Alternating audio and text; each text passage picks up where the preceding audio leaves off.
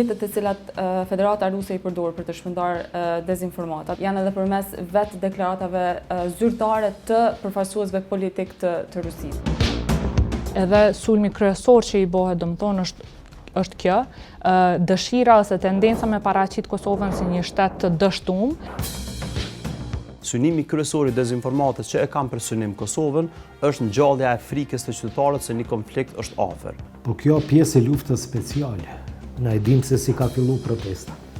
Banjska sulmi si sulm nuk ka qenë një sulm i paplanifikuar, ky ka qenë një sulm i planifikuar mirë. Situata e personave të radikalizuar, sidomos ata që kanë marrë pjesë në Siri, kanë qenë persona shumë të sofistikuar, fjalë pak.